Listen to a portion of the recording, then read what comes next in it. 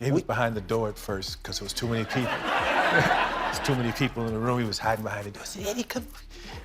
And I went behind the door, and then we were standing behind the door, and I was like, what the yo? I said, so many people in. Michael Jackson, 50 years old, the king of pop, has died. A very, very sad moment. And the fact of the matter is, we watched this nigga get murdered right in front of our own face. This will be it. This is it. And when I say this is it, it really means this is it. Michael Jackson's death at his Los Angeles mansion was attributed to an OD of propofol, a surgical anesthetic used in operating rooms. And yes, Michael Jackson's personal doctor Conrad Murray was found guilty of involuntary manslaughter for his part in MJ's death, and he even served 2 years in prison. But trust me, it's not as simple as that. His life, just like his death, was very complicated, and comedian Eddie Murphy knew this all too well. Murphy reported last year that Michael Jackson was so shy that he would hide from celebrities. The 61-year-old comic, who was a longtime friend of Michael's and rose to fame doing impressions of the singer on Saturday Night Live, revealed that the king of pop was nowhere near as outgoing as him. Eddie recounted an incident from the 1980s when they attended a movie night at the home of Rat Pack star Sammy Davis Jr., where Sammy screened the 1985 alien comedy Cocoon. Eddie recalled, "It was too many people in the room. He was hiding behind the door. He said, 'Eddie, come.'" The Beverly Hills Cop actor further explained that when he approached Michael, he asked him, "What the F, yo?" He then imitated Michael, saying, "It's so many people in there." Eddie emphasized that his Saturday Night Live sketches about Michael, which he performed years before the singer was accused of SA, were never mean-spirited because he knew him. The pair had collaborated on the 1993 R&B single What's Up With You.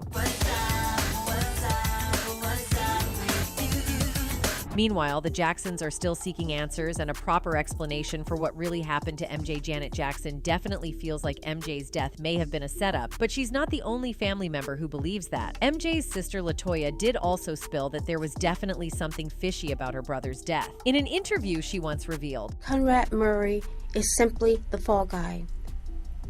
This was definitely something that was premeditated, that they had planned to do, and they planned to take my brother out, and my brother knew it. According to LaToya, the explanation Michael gave her for thinking someone was after him was that they were after his catalogs. She said, "He explained it to me. He explained, it's because of my catalog, which is my publishing, and they're after it, and they want it, and they want their hands on it, and they want to take it away from me." So Michael developed this love-hate relationship with his catalog. Not the first time LaToya said that, by the way. In an interview with CNN, she also made it very clear that she knew the death was planned. Because first of all, Michael told me that they were going to murder him. He was afraid. He was afraid. According to LaToya, when Michael walked into the house that fateful night, he had a gut feeling that something ominous was about to happen. And sure enough, as soon as he passed, some of the very people he'd been suspicious of started taking control of his estate. In fact, she didn't hold back from naming names, one of them being Dr. Tome, who managed Michael's affairs towards the end of his life. Apparently, as soon as Tomey took on the role of Michael's business advisor, he let go of key people who had been close to Michael for years. And once Tomey shut out the rest of the world, he started steering Michael towards business ventures that lined his own pockets and those of his pals. It definitely seems like someone had a hidden agenda, doesn't it? And if you ask LaToya, she'll tell you that Michael Jackson's daughter, Paris, also believes her father was taken out. In fact, in her book Starting Over, LaToya wrote about Paris's description of her father's final days, which were, "Daddy was always cold. Daddy was always freezing. He would sit and fall asleep by the fireplace. He would always cry, and we would watch to make sure everything was fine, and he needed a doctor, and then they turned the lights out. We were in the dark, and they cut the phones off." On Paris's description of her father's last words to her, LaToya also wrote, "Prince and I were arguing, and Daddy said, 'Stop fighting with your brother. I'm not always going to be here, and you're going to have to be the lady and watch over him.'"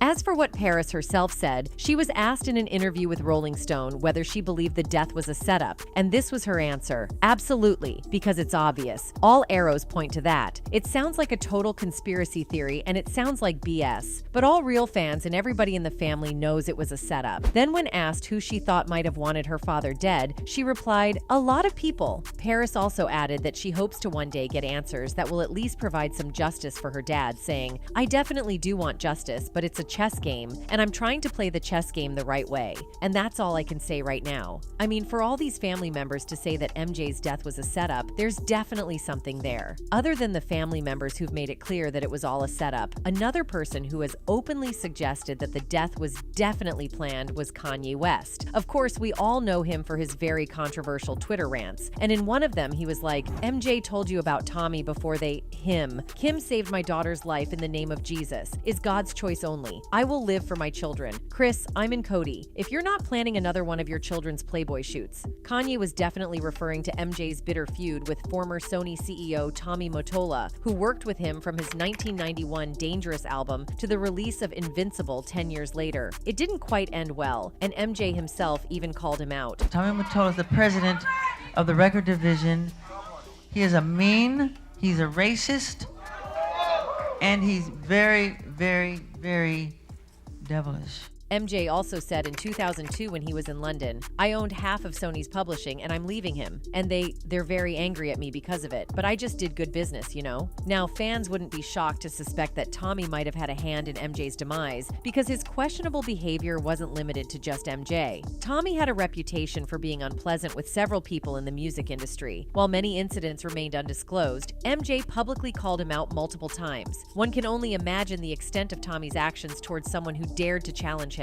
Moving on from claims suggesting that those seeking control over MJ orchestrated his death, there's another conspiracy theory that MJ was eliminated by the Illuminati. It's said that MJ drew the Illuminati's attention in 1984 when he acquired publishing rights for much of the Beatles' back catalog, which significantly boosted his influence. This made him a target for being unalived. Reports suggest that MJ further aggravated the Illuminati with his song Black or White, viewed as an act of defiance against the secret society. It's claimed that members of the Illuminati attempted to tarnish MJ's reputation with false allegations of him engaging in inappropriate relationships with children. When the trial didn't go as planned, the Illuminati allegedly resorted to planning his demise. If the Illuminati theory doesn't hold water, one could speculate that those coveting MJ's catalogs fabricated these allegations to gain control. When they couldn't manipulate him, they may have conspired to end his life, potentially involving Dr. Murray. It's evident that financial gain played a significant role if MJ's death was indeed orchestrated,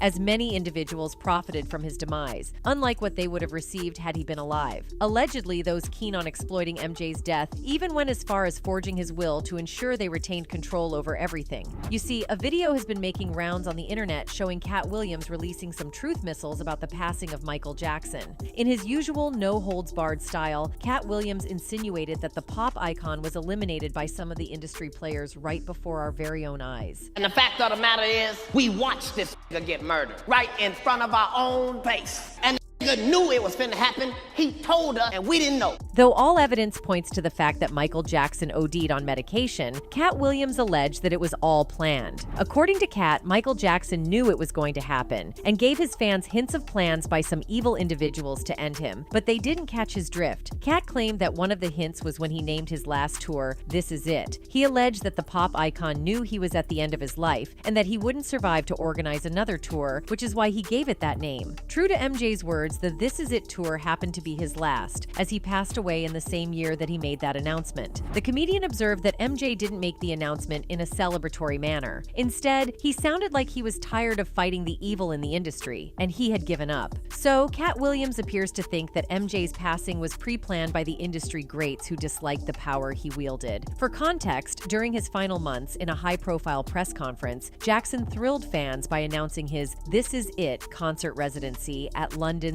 O2 Arena. Although the career comeback wasn't solely due to the superstar's desire to perform again with mounting debt, This Is It was designed to show the public, who had been bombarded with sensationalized tabloid Wacko Jacko headlines for decades now, that Jackson still had what it takes as an entertainer, and its proceeds would help the pop superstar get on top of his spiraling finances. Michael Jackson had written new songs and was rehearsing multiple hours a day in preparation for the concert series. But as the production team prepped for the shows, Jackson's already erratic behavior worsened as opening night approached. Emotionally frail and physically thin, Jackson was described by his makeup artist, Karen Faye, as very upbeat. But he was on the thin side, Faye said, of an earlier April 2009 meeting with Jackson. Come June, everything had changed. He was not the man I knew, Faye recounted. He was acting like a person I didn't recognize. During a mid-June rehearsal, Jackson appeared very stoic but frightened. According to Faye, he kept repeating, "Why can't I choose?" It was one of the things he repeated over and over again. Jackson, Faye said, adding that she had never seen him so emaciated. What exactly happened to the pop superstar between the months of April and June to cause such a notable change in his appearance and overall well-being? In May 2009, AEG Live hired Dr. Conrad Murray via Jackson to be the singer's exclusive personal physician for the tour, though AEG would later claim there was never a contract with Murray. What exactly was Murray's job? To ensure, to the best of his ability, that the performer was in tour-ready shape. By the time Jackson began rehearsing for the 50 concert dates, he was already being treated for chronic pain for decades. Some injuries included head burns that the singer suffered while filming a Pepsi commercial in 1984, and later a back injury he sustained when a bridge suspended above a stage that he was standing on collapsed during a concert in Munich, Germany in 1999. This, compounded by Jackson's trouble sleeping, especially following tour performances and other high-stress circumstances, as well as multiple diagnosed anxiety disorders, meant the global icon had long been taking a cocktail of prescription drugs he was fully dependent on. Jackson's continued use of such medications made headlines in 2007 when a Beverly Hills pharmacy filed a complaint against the singer for not paying a prescription drug bill dating back to 2005. A former staffer at Jackson's home reporting, according to court documents, that the singer would take 30 to 40 Xanax pills a night. As the concert's rehearsals progressed and the weeks wound down toward the opening night of This Is It, Michael Jackson complained that he was feeling fatigued and that he couldn't sleep between rehearsals. Dr. Conrad Murray confesses that he had given the singer infusions of propofol in order to help the performer sleep. After a poor rehearsal on June 13, 2009, Jackson missed the following day's rehearsal on the advice of Murray. According to Kenny Ortega's testimony, the show director for This Is It, AEG was firm in putting Murray in charge of getting Jackson to rehearsals. However, Jackson was a no-show for another week. Ortega stated that when Jackson returned to rehearsals on June 19th, he appeared lost, cold, afraid, and the show director believed the best thing to do would be to stop the production, but was torn because he did not want to break Michael's heart. In a series of emails to AEG Live executives, Ortega wrote Jackson was showing signs of paranoia, anxiety, and obsessive disorder-like behavior, and recommended a psychiatrist be brought in to evaluate the star.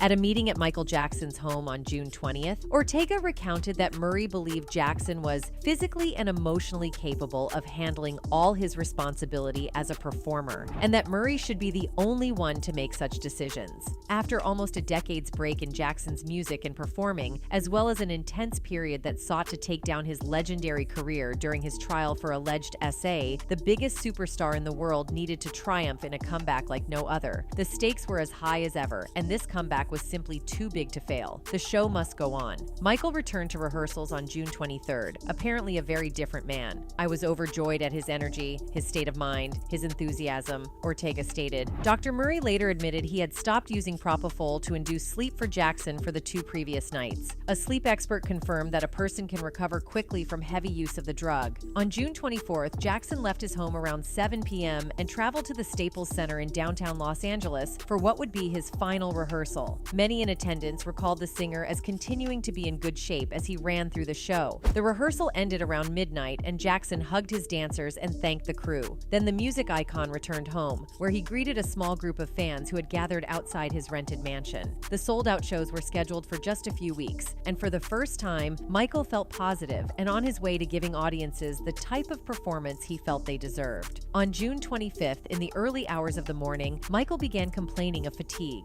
Dr. Conrad Murray was concerned that Jackson was addicted to propofol and instead administered Valium to the singer in order to help him sleep. Throughout the night, Murray said he gave Jackson further doses of sedatives but no propofol, even though the singer repeatedly requested it. Murray gave in to Jackson's demand for the drug mid-morning on June 25th when the doctor added propofol to the singer's intravenous drip. According to Murray's June 27th interview with the police, he remained with Jackson for 10 minutes before leaving the room. It is presumed that Michael Jackson was alone in his bedroom at the time of his death while his doctor took a phone call. Dr. Conrad Murray returned to the room to find Michael Jackson unresponsive and not breathing. Before calling 911, he attempted to resuscitate Jackson, as did paramedics when they eventually arrived on the scene. At UCLA Medical Center, where the performer was rushed to, a team of doctors also attempted resuscitation to no avail, and Jackson was officially pronounced dead. The King of Pop was gone forever. According to medical reports, the pop icon lost his life to overdosing on the prescribed surgical anesthetics and antidepressants. The records established that his personal physician administered the drugs to him the night before his passing, raising several eyebrows within the industry and the fandom. victim. What many people found surprising was his personal doctor's failure to inform the paramedics and the physicians at the hospital of the drugs he had administered to MJ the night before. Even worse, the coroner's report indicated that the doctor had injected MJ with lethal levels of the medications. These revelations angered many fans, and they started calling for Conrad Murray's head. Soon, Conrad Murray was arraigned before the court and charged with voluntary manslaughter. The physician pleaded not guilty and told the press, "I have done all that I can do to help the police. I told the truth, and I have faith the truth would prevail."